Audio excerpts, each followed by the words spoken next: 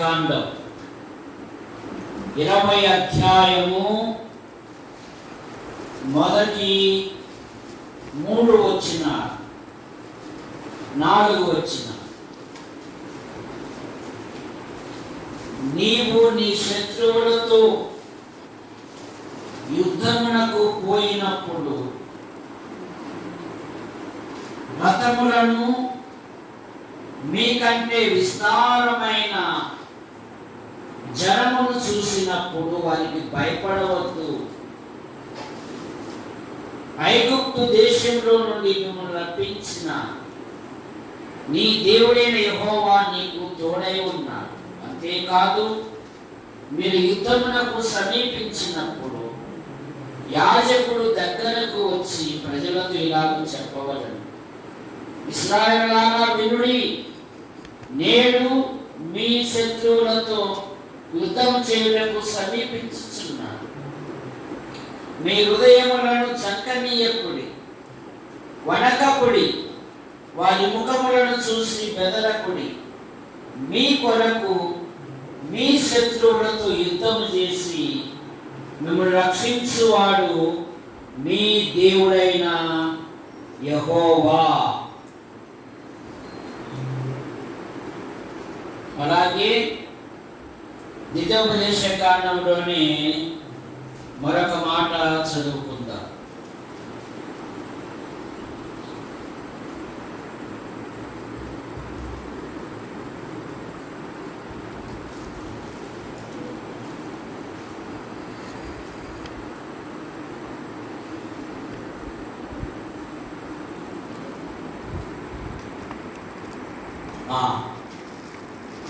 అందులోని 8వ వచ్చి నాయకుడు జనులతో ఎవడు భయపడి మెత్తని గుండె గలవాడగునో వాడు తాను అధైర్యపడిన రీతిగా తన సహోదరుల గుండెలు అధైర్యపరచునట్లు తన ఇంటికి తిరిగి వెళ్ళవచ్చు. ఆ బ్యాగులు వాళ్ళు ప్రార్థన చేసుకుంటారు. ప్రేమించిన మా తండ్రి, పెసరవాయి క్రైస్తవ కూడిక గృహం చేర్చబడిన ప్రతి కుటుంబాన్ని బట్టి మీకు స్తోత్రములు. వాడాల సీను కుమార్తె వివాహములో అద్భుతమైన సహాయం చేశారు. ఆ యవన దంపతులను కూడా మీరు ఆశీర్వదించమని అడుగుతున్నా. ఇప్పుడు కొద్దిసేపు నీ వాక్యమును ధ్యానిస్తుండగా మీరు మాతో మాట్లాడండి. ఎంత శబ్దంగా ఎదురైతే వింటున్నారో ఆకర్షించమని యేసు ప్రభు నామములో ప్రార్థిస్తున్నాం తండ్రి, ఆమేన్. మనమందరము రక్షించబడిన పిల్లలము. మన ఆధ్యాత్మిక జీవితములో ఈ భ్రష్ట లోకములో మనము ప్రతిరోజు ముగ్గురిని జయించాలి. ఎవరున్నమ్మా? 1 తులసమ్మ, 2 పెద్దక్క, 3 మారమ్మ కదా. ఎవరిని జయించాలి? 1 శరీరాన్ని జయించాలి, 2 లోకాన్ని జయించాలి, 3 అంధకార సంబంధమైన దురాత్మల సమూహమును జయించాలి. కనుక విశ్వాసి ఎల్లప్పుడూ జయవీరుడుగా ఉండాలి, జయించని వారుగా ఉండాలి. ఏమంటున్నాడు 8వ వచనములో? ఒక శ్రేష్టమైన మాట 8వ వచనం, నాయకుడు జనులతో ఎవడు భయపడి మెత్తని గుండె గలవాడగునో వాడు తాను అధైర్యపడిన రీతిగా తన సహోదరుల గుండెలను అధైర్యపరిచినట్లు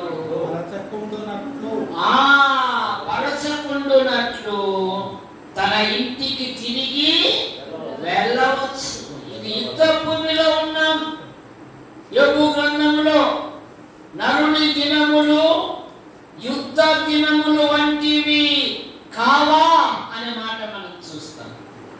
ఈ యుద్ధ భూమిలో మన ఆధ్యాత్మిక జీవితంలో విశ్వాసమునకు కర్తయు దాన్ని కొనసాగించువాడైన యేసుక్రీస్తు వైపు చూచుచు మన ఎదుట ఉంచబడిన పందెములో మనం ఓపికతో సాగాలి. అది ఇశ్రాయేలు యొక్క యాత్ర. వారు వాగ్దాన దేశంలో వెళుతూ ఉన్నారు. గోత్రానికి ఒకరు లెక్క 12 గోత్రాలకు 12 నాయకులను వాగ్దాన దేశానికి పంపారు. అప్పుడే ఎన్ని గుంపులైనాయి? అప్పుడే 12 మందిలో ఎంతమంది అయ్యారు? 10 మంది ఒక గుంపు అయ్యారు, 2 ఒక గుంపు అయ్యారు. ఈ 10 మంది కలిసి ఏమంటున్నారంటే, ద్వితీయోపదేశ కాండం 1వ అధ్యాయం 28వ వచనం. 1వ అధ్యాయం 28వ వచనం. మనం ఎక్కడికి వెళ్ళగలము? మన సహోదరులు అక్కడి జనులు మనకంటే బలిష్ఠులను ఎత్తరులై ఉన్నారు. ఆ పట్టణములు ఆకాశము అంటుకొని ప్రాకారములతో ఉన్నవి. అక్కడ అనాకీలను చూసితిమి, వారి దృష్టికి మేము మిడతల వలె కనబడితిమి.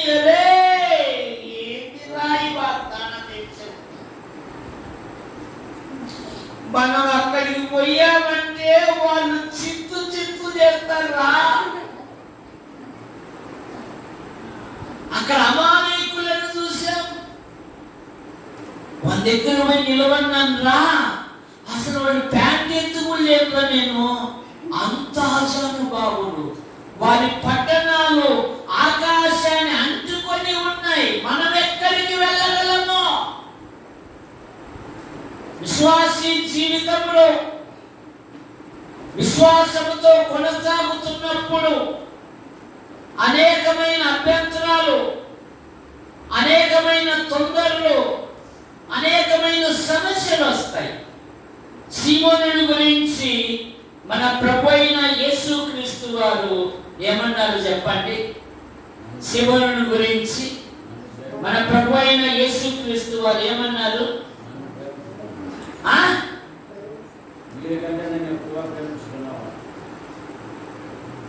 సీమోనా, సాతానుడు నిన్ను జల్లించుటకు ఇష్టపడను.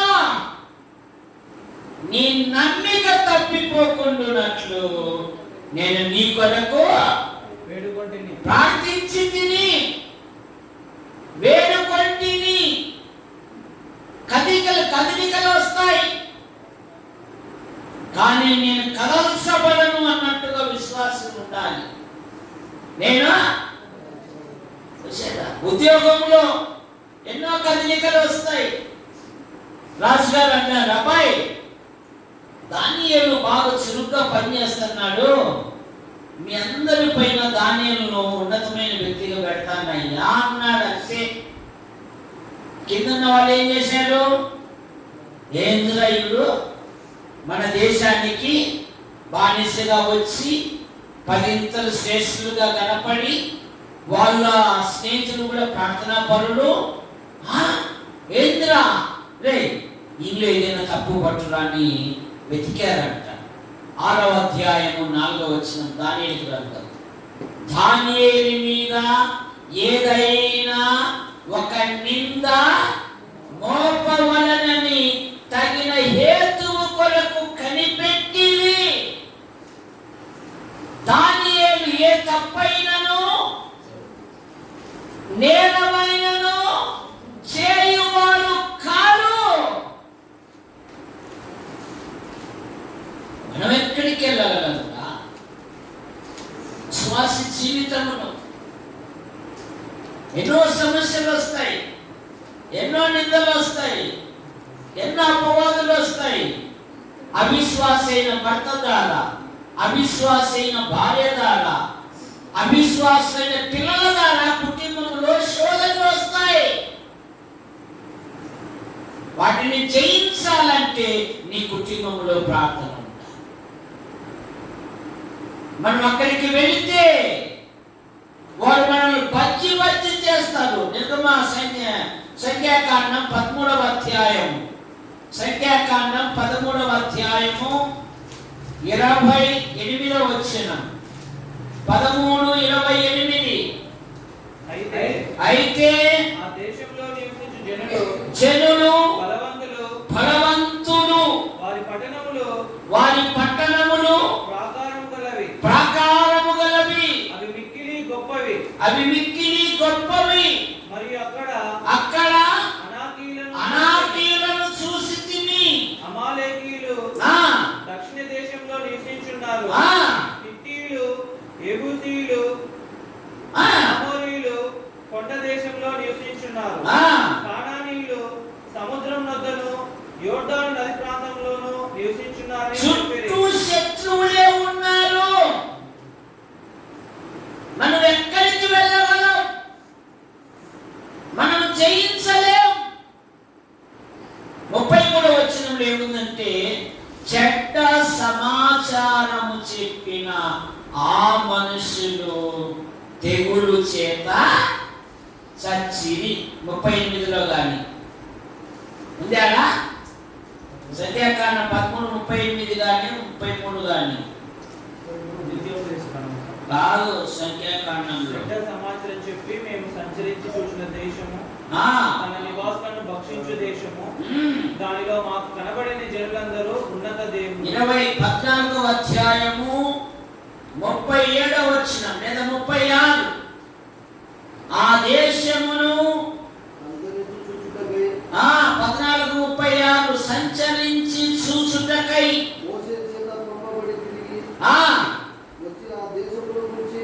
ఆ దేశమును గూర్చి చెడ్డ సమాచారము చెప్పుట వలన సర్వ సమాజము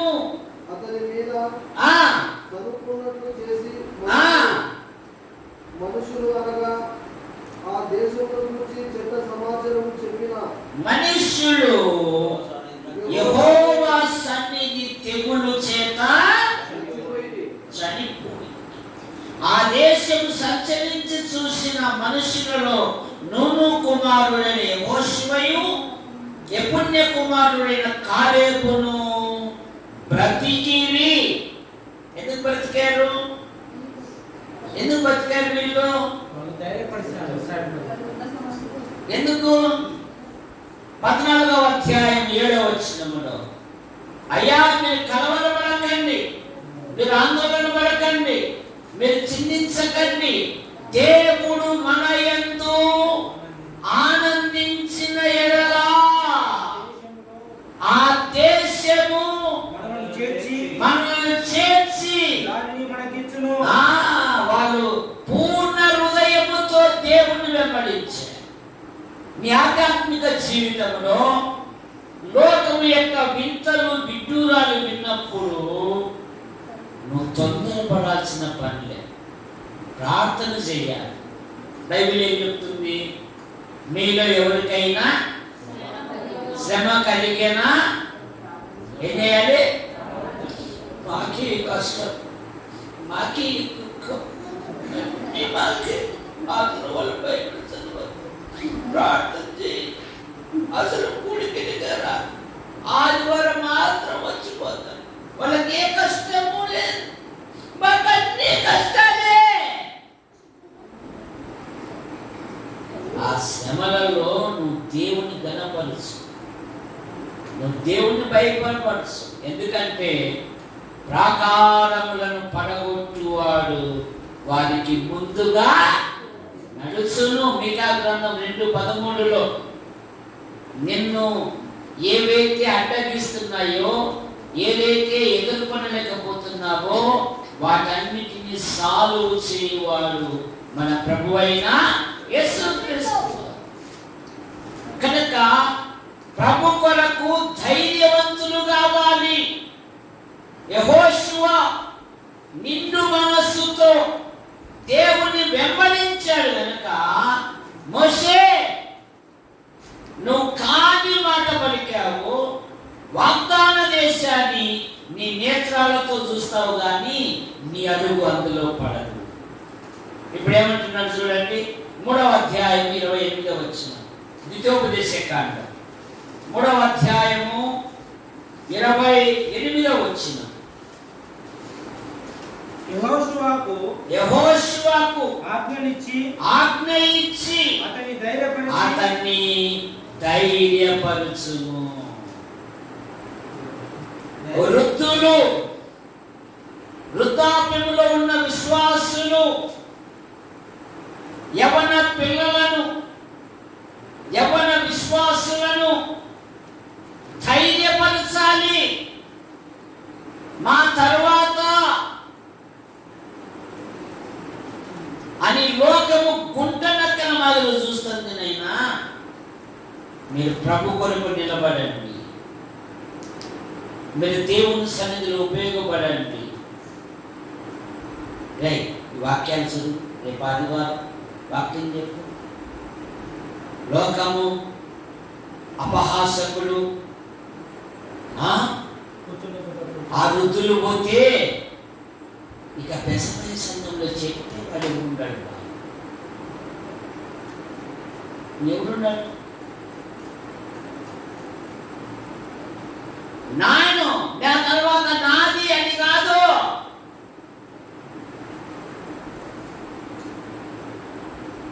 తిమోతిని గురించి ఒక వృద్ధురాలు, ఒక తల్లి తిమోతిని దేవుని పనికి వాడుకునే అర్హమైన పాత్రగా తీర్చిదిద్దారు. నేనా దైవజనం. అపోస్తలుల కార్యాలు 16వ అధ్యాయం 1-2 వచనాలలో పౌలు దెర్బేకును లుస్త్రాకును వచ్చాను. అక్కడ తిమోతిని ఒక శిష్యుడు ఉండేను. 2 సంఘాల సహోదరుల చేత మంచి పేరు పొందినవాడు. యవన పిల్లలు ఏం కలిగి ఉండాలి? యవనంలో నలుగురి చేత మంచి పేరు. యవన పిల్లలు, వీడు దామోదర కొడుకు, కుటుంబానికి నింద తీసుకురాకూడదు, గుర్తుపెట్టుకో. ఎట్లుండాలా? కుటుంబానికి నింద తీసుకురావద్దు. నాన్నయ్, నేను పూలమతిని ప్రేమించాను, పెళ్లి చేస్తావా చేయవా, లేదని దానంకుల దగ్గర పోమంటావా అన్నట్టుగా ఉండకూడదు. మా కోరికలు ఉండవా, మాకు ఆలోచనలు ఉండవా? అయినా ఏం చదువుకున్నావమ్మా నువ్వు? అసలు సంతకం పెట్టేప్పుడు రాదు, నువ్వు నాకు చెప్పేద్దావా? జాగ్రత్త. దుష్ట సహవాసము మంచి నడవడిని చెరుపును. తిమోతి, నీ యవనేచ్ఛల నుండి పారిపోము. ప్రభువునకు ప్రార్థన చేయ వారితో నీ సహవాసం ఉండాలి. ఎవరితో ఉండాలి? ప్రభువునకు ప్రార్థన చేయవారితో, ప్రభు పనిలో ప్రయాసపడేవారితో, ప్రభు పనికి ఇష్టపడే వారితో నీ సహవాసం. మా సంఘంలో కొందరు ఉన్నారు, వారు చక్కగా ఉద్యోగాలు చేసుకుంటారు, ప్రతిరోజు 60 కిలోమీటర్లు పోయేస్తారు. సాయంత్రం పూట 6:30కే వస్తాడు ఒక ఆయన. అప్పుడప్పుడు చేయలేని ఆయన చూసింటారు నా యూట్యూబ్లో. 7 గంటలకల్లా వచ్చి కూర్చుంటాడు. అరగంట టైంలో అట్లా ముఖం మీద నీళ్ళు పోసుకొని వచ్చి కూర్చుంటాడు. అంతే, నేను డ్యూటీ పోయి ఇచ్చినాను, మరి నా భార్య పిల్లలకి ఏమన్నా టిఫిన్ తేవాలా, ఇడ్లీ తేవాలా, సాయంత్రం పూట ఏమైనా తీసుకుపోదామా ఆలోచనలు కాదు. దేవుని మందిరం, దేవుని సంఘం. కనుక పెసరవైలో ఉన్న యవనస్తులు విద్యతో పాటు దైవిక భయం కలిగి ఉంటే మీ జీవితాలలో దేవుడు అద్భుతమైన కార్యాలు చేస్తారు. యెహోషువతో అంటున్నాడు, దేవుడు అంటున్నాడు మోషేతో, అతన్ని ధైర్యపరుచును. మా తర్వాత ఎవరు లేరు అనే పదము లేదు. మా సంఘములు యువకులు ప్రకటించేవారుగా ఉన్నారు. మా సంఘములు యువకులు ప్రార్థించేవారుగా ఉన్నారు. మా సంఘములు యువకులు పాటలు పాడేవారుగా ఉన్నారు. మా సంఘంలో యువకులు అనేకులను దేవుని మందిరానికి నడిపించే యువకులుగా ఉన్నారు. మా సంఘంలో యువకులు చిన్న పెద్ద అనే తేడా లేకుండా అన్ని పనులలో పాలు పొందుతారు.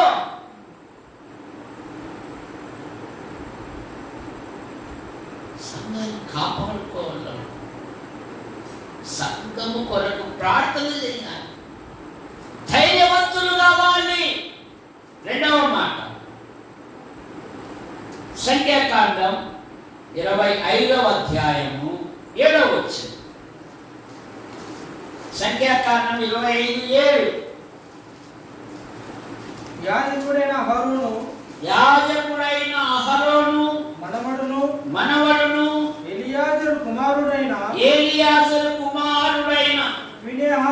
ఫీనెహాసు అది చూసి సమాజం నుండి లేచి ఈటెను చేత పట్టుకొని పడక చోటికి వెళ్ళి ఇశ్రాయేలుల వెంబడి వెళ్ళి అనగా పోటుతో పొడి చేశాడండి ఫీనెహాసు. దేవుని సర్వ సమాజం అంతా దేవుని సన్నిధిలో ఉంటే బలి తెగించిన యువకుడు, బలి తెగించిన ఒక యువతి సమాజము ఎదుట అక్రమమైన పని చేయడానికి ఒడిగట్టారు. ఫీనెహాసు గురించి దేవుడు ఏం చెప్తాడంటే, నేను ఓర్వలేని దానిని తాను ఓర్వలేక తెగులు నుండి రక్షించాడు. అందుకని అహరోను యొక్క యాజకత్వము దేవుడు ఎవరికి ఇచ్చాడు? ఫీనెహాసుకి ఇచ్చాడు. ఎందుకు? ఫీనెహాసు యవనస్తుడు, వాళ్ళ తాత ఊరు. ఆ నిర్గమకాండం 17వ అధ్యాయంలో మోషే చేతులు పనువెక్కినప్పుడు ఒకరు ఈ పక్క ఓరు ఆ పక్క ఉన్నారు. అతని మనవడు ఈ ఫీనెహాసు. చూసారా? తన విశ్వాసాన్ని తన ఇంటిలో తన పిల్లలకు తాత యొక్క వరాన్ని మనవడు పొందాడు. అహరోను యొక్క యాజకత్వాన్ని దేవుడు ఫీనెహాసుకి ఇచ్చాడు. ఎందుకు? నేను ఓర్వలేని దానిని తాను ఓర్వలేదు అంటారు. కనుక యవనస్తులారా, మీ ఆధ్యాత్మిక జీవితంలో దేవుడు వాడుకునే అర్హమైన పాత్రగా ఉండాలి. 2వ దినవృత్తాంతములు 26వ అధ్యాయము 17-18. ఉజ్జియా నేను రాజునుగా దాని అతిశయముతో అతి పరిశుద్ధ స్థలములోకి మనస్సును గర్వించి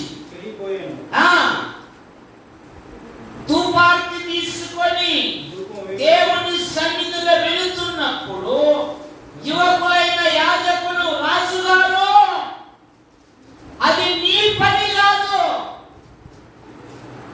రాజుని ఎదిరించిన లేవీయులు, తప్పును ఖండించిన లేవీయులు యాజకులు గద్దించారు. అది నీ బాధ్యత కాదు. వెంటనే నొసట కుష్ఠరోగం పుట్టి వెలుపలికి వచ్చేశాడు. ఇక జీవితాంతము రోగముతో బాధపడుతున్నాడే కానీ పశ్చాత్తాపం లేదు. వైద్యులనే పట్టుకున్నాడు కానీ పరమ వైద్యుని వదిలిపెట్టాడు. జాగ్రత్త, అది నీ పని కాదు, యాజకుల పని. మరొక మాట, 2 సమూయేలు గ్రంథం 17వ అధ్యాయము 10వ వచనం. దావీదుని గురించి, నీ తండ్రి మహాబలాఢ్యుడనియు అతని పక్షపు వారు ధైర్యవంతులనియు ఎరుగుదురు గనుక సింహపు గుండె వంటి గుండె గలవారు సహితము దిగులందుదురు. దావీదు సైన్యము చూడండి. నీ తండ్రి మహాబలాఢ్యుడు, అతని పక్షము వారు ధైర్యవంతులు. మందిరంలో పాట పాడితే ఏమన్నా కానుక వస్తుందా?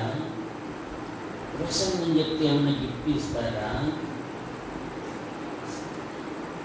ఇట్లా బలహీనమైన ఆలోచనలు చేయకూడదు. ప్రభువా, నీ మందిరములో, నీ సంఘములో పాట పాడే ధన్యత నాకు ఇచ్చావు, పాటలు పాడే ధన్యత నాకు ఇచ్చావు, దేవుని వాక్యాన్ని ప్రకటించే ధన్యత నాకు ఇచ్చావు, పరలోకము యొక్క మర్మములను ప్రకటించడానికి నన్ను వాడుకుంటున్నావు. నీకు స్తోత్రము.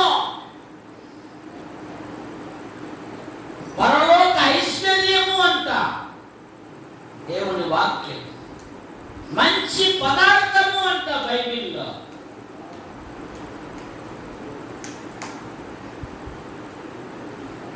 దినాలలో విశ్వాసులు 30 సంవత్సరాలు 40 సంవత్సరాలు విశ్వాసం అని చెప్పుకుంటున్నారు, కానీ ప్రభు దినమున పట్టుమని 10 నిమిషాలు వేసి ప్రభుని ప్రకటించేవారు లేరు. ఎక్కడుంటున్నావు నీ ఆధ్యాత్మిక జీవితంలో?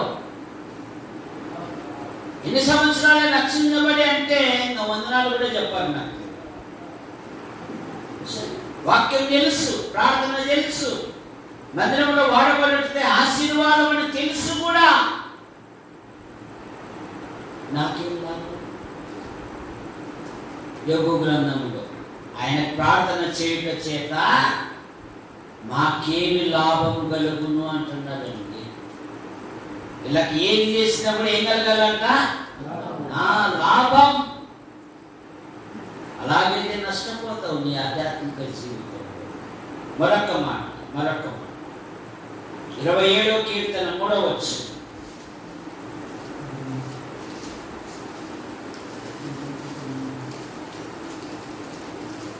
27:3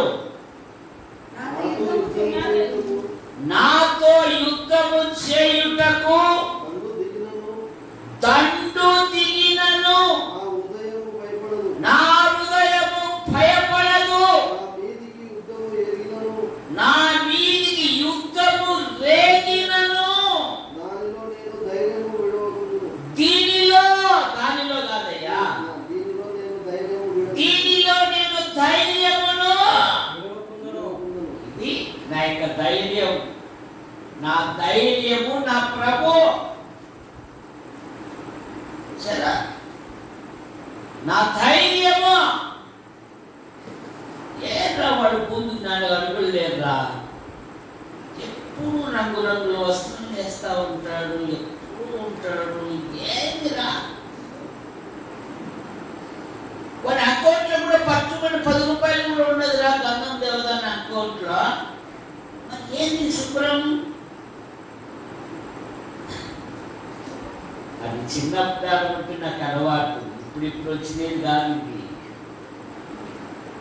మా స్నేహితులే అంటారు, కూరగాయల వ్యాపారం చేస్తారు, ధనం బజారుకు వచ్చినప్పుడు నేను లుంగీతో ఒకసారి కూడా చూడలేదు అంటాడు వాడు.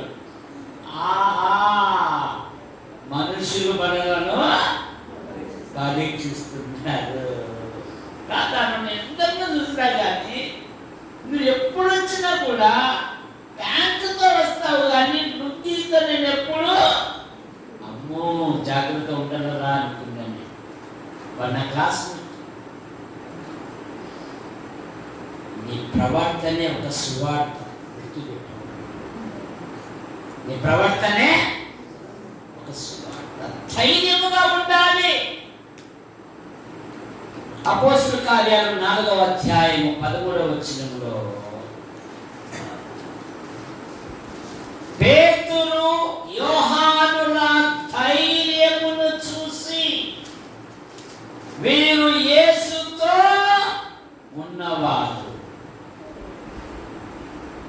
వారి విద్య లేని పామరులు.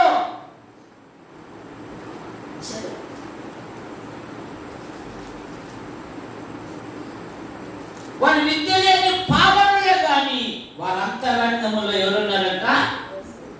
కనుక వాళ్ళ ధైర్యమును చూసి ప్రపంచమే వణికిపోయింది.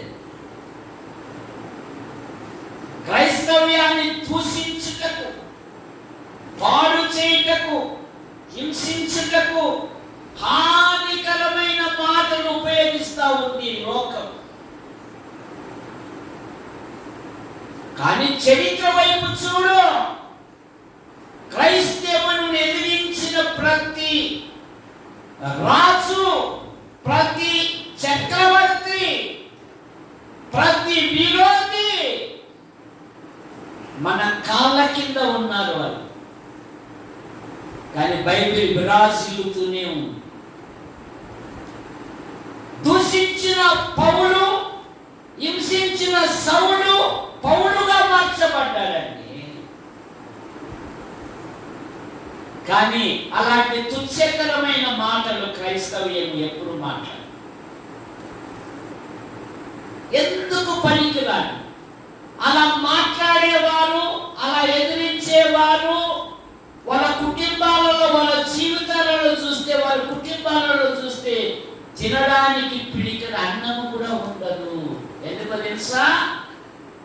భయపడించి బతికేదానికి క్రైస్తవ్యాన్ని ఉపయోగించుకుంటున్నారు వాళ్ళు. భయపడించి బతికేదానికి. జాగ్రత్త. నీ ఆధ్యాత్మిక జీవితంలో సహోదరులైనా సహోదరి అయినా ధైర్యంతో ఉండాలి. ఎలా ఉండాలి? ధైర్యంతో. ఎందుకంటే ప్రకటన గ్రంథంలో ఒక మాట ఉంది, 21:8, పిరికి వారును, అవిశ్వాసులను, అసహ్యులను రెండవ మరణంలో పాలు పొందు. పిరికితనం ఉండకూడదు. ధైర్యంతో నీ కుటుంబాన్ని కట్టుకోవాలి. ఇది నా కుటుంబం. ఇశ్రాయేలు దేశం చిన్న దేశం, కాని దేశంలో అన్యరాజు ఇంటిలో ఉండి నమ్మకంగా ఉండి ప్రభువును గణపరుస్తూ తన యజమానుని దేవుని వైపునకు మళ్ళించి, తన యజమానుని అమ్మగారు నా ఊళ్ళో ఒక ప్రవక్త ఉన్నాడు, ఆయన దగ్గరికి వెళ్తే అయ్యగారు తప్పకుండా బాగుపడతారు. ఎంత గొప్ప అద్భుతం! ఇశ్రాయేలు అనగా పోరాడువాడు, పోరాడున్నది. యాకోబు రాత్రంతా పోరాడు.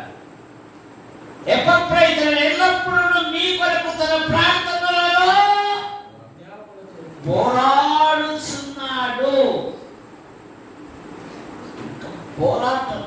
పోరాట పటిమ ఉండాలి. యోహానంకులకు వాయిదా అంటే సరిపోదు. రేపు చేస్తామని అంకులంటే ఈరోజు ఏమి అంటాడు? ఆయన వ్యాన్ సువార్త పోయినప్పుడు ఒక రోజు ముందు వచ్చావు, కాదురా దేవదాను, నీకు 10,000 లెక్క ఇచ్చి, వ్యాన్ ఇచ్చి, డ్రైవర్ ఇచ్చి 10 రోజులకి అప్పుడే నీ భార్య చూసి ముఖం మీద పడిందా? నేను 11 రోజులు రమ్మన్నా కదా. రే మీరంతా మళ్ళీ నిజాపట్నం వెళ్ళి రేపంతా సువార్త చెప్పి మన్నా రండి అన్నాడు.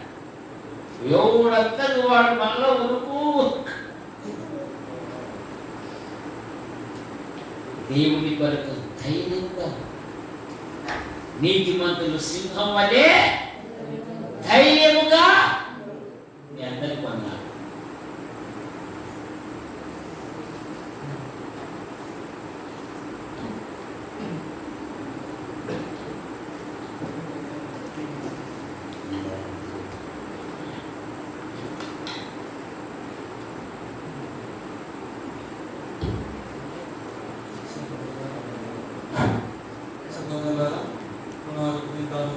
మనం దేవుని వాక్యాన్ని విన్నాము. చక్కటి వర్తమానంతో మనము నిన్నటి సాయంకాలం నుంచి ఇంతటి వరకు దేవుడు మన మధ్య ఉండి దేవుని దాసుని పంపించి వాక్యాన్ని చక్కగా మనకు వినిపించినందుకు మనము కృతజ్ఞతలు తెలుపుతూ ఉన్నాము. ఈ సమయంలో మన సహోదరుడు సమీర్ గారు వారి యొక్క వ్యవసాయ పనుల నిమిత్తమై ట్రాక్టర్లో రూపంకి తెచ్చిన విధానం బట్టి వారు కొంత పలహారాన్ని తెచ్చారు. కాబట్టి అందు నిమిత్తము సహోదరుడు ఆనంద్ గారు వచ్చి ప్రార్థిస్తారు. అలాగే ముగింపు ప్రార్థన జోసఫ్ అంకుల్ గారు ప్రార్థిస్తారు. ప్రేమగల తండ్రి, దైవమున్న మీ ఎంతవరకు దయచేసి మనకి ఇచ్చిన మమ్మల్ని క్షేమకరంగా మీ పాదాలు చెంత వచ్చినందుకు దాన్ని మీకు స్తోత్రాలు. అలాగే విడి బుద్ధి మాలో పుట్టించి మా హృదయాలను సరిచేసి అనేక రకాలైనటువంటి అంశాల మీద మా మనస్సును మీరు నిలిపినందుకే దాన్ని మీకు స్తోత్రాలు. ఉన్న ప్రతి వర్తమానాన్ని మా హృదయంలో మా జీవితంలో నిలపరచాలి. అలాగే నేను ఎదుగైనా మంచి ఆలోచన చేత ముందుకు నడిపించి పొలాన్ని సరిచేసుకునేందుకు జీవనోపాధిలో కుటుంబాన్ని పోషించుకునేందుకు మీరు ఇచ్చినటువంటి ఆసరాన్ని బట్టి తండ్రి మీకు స్తోత్రాలు చూపిస్తున్నాం. తెచ్చుకున్నటువంటి ఆ వాహనాన్ని ట్రాక్టర్ను మీరు నియమించండి. ఎలాంటి వాటి ద్వారా అపాయకరమైన సంఘటనలు కుటుంబంలో సంభవించకుండా, అలాగే ద్వారా వాటి ద్వారా మేలులే కానీ వేరే ఆలోచన ఏమీ లేకుండా మీరు ముందుకు నడిపిస్తారని జ్ఞాపకం చేస్తున్నాం. దాన్ని మీరు సమయం ఇచ్చారు. వారు ప్రేమపూర్వకంగా ఇచ్చినటువంటి ఈ పలహారాన్ని కూడా మీరు నియమించి ఆశ్రయించి వారు తీసుకున్న ఈ నిర్ణయాన్ని వారు ఉన్నంతకాలం కొనసాగించేందుకు మీరు దయ చూపిస్తారని, అన్ని విషయంలోనైనా మీ కనికరాన్ని మీ ప్రేమ నుంచి ముందుకు నడిపిస్తారని, మా ముందు ఇచ్చినటువంటి ఈ సమయాన్ని మా రక్షకుడు మా ఇమ్మచ్చుకోలేక యేసు క్రీస్తు నామములో అడిగి వేడుకొని పొంది ఉన్నాము నమ్ముతున్నాము తండ్రి. ఆమేన్. కొత్త కుండ, కొత్త పాత్రలో ఉప్పు వేయాలి. ఆ ఉప్పు నీటి వద్దకు తీసుకుని పెట్టాలి.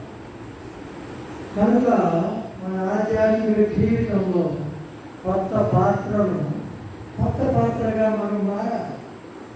కొత్త పాత్రగా ఉండాలి. ఇతరులకు మన యొక్క సంభాషణ ఉప్పు వేసినట్లుగా మనం ఉన్నప్పుడు ఆశీర్వాదించబడతాం. చూడండి, రెండవదిగా మరి శరీర చేత నా గొర్రెలను మేపము, కాయము, మేపము 3 విధాలుగా ప్రభుత్వాన్ని అప్పగించాలి. మూడవదిగా ధైర్యంగా ఉంటుంటారు. ఈ లోకంలో ఉన్నప్పుడు ఆధ్యాత్మిక జీవితంలో అనేకమైనటువంటి పోట్లు వస్తూ ఉంటాయి. నష్టాలు, కష్టాలు, బాధలు ఎన్నో వస్తాయి. అయితే వీటన్నిటికీ సాధన దేవుడు మన ప్రభు అయిన యేసుక్రీస్తు. కనుక ఆయన వైపు చూస్తూ మనం ముందుకు సాగిపోదాం. ప్రేమ తండ్రి, పరిశుద్ధుడు దేవ, మీ ప్రేమ, కృప, కనికరములను బట్టి వందనములు. నాయన గత దినము రాత్రి వేళ వీటి సువార్తలో మీరు ఆయన వినిపించిన వాక్యములను బట్టి వందనములు చెల్లించుకుంటున్నాము. ఈ దినము 3 కూడికల ద్వారా మీరు వినిపించినటువంటి మాటలను బట్టి వందనములు. చివరి దినములలో ఉన్నాము తండ్రి. మా ఆధ్యాత్మిక జీవితంలో అనుదినము నూతనముగా ఎదుగుటకు మాకు సహాయం చేయండి. మాకు కావలసిన జ్ఞానము, బుద్ధి, వివేకమును అనుగ్రహించండి. అనుదినము ప్రార్థనా జీవితమును, వాక్య పఠనమును ప్రతి ఒక్కరికి దయచేయండి. వచ్చిన ప్రతి బిడ్డను మీరు ఆశీర్వదించి జీవించండి. వారి అక్కలు, కోరికలు మీ చిత్తానుసారంగా నెరవేర్చండి ప్రభువా, దయచేయండి. వారి యొక్క కుటుంబాలను ఆశీర్వదించి జీవించండి. ఇంకా ఎవరైతే కుటుంబాలలో నిన్ను నమ్ముకోకుండా, నిన్ను అంగీకరించకుండా దేవా ఉన్నారు, వారికి కూడా రక్షణ దయచేయండి. ఎంత గొప్ప రక్షణను నిర్లక్ష్యం చేసినా ఎలా తప్పించుకోవడము అనేటువంటి వాక్యమును గుర్తు చేసి వారికి కూడా రక్షణను దయచేయమని, వెనుకబడిన వారిని కూడా ముందుకు తీసుకుని నీలో ఎన్ని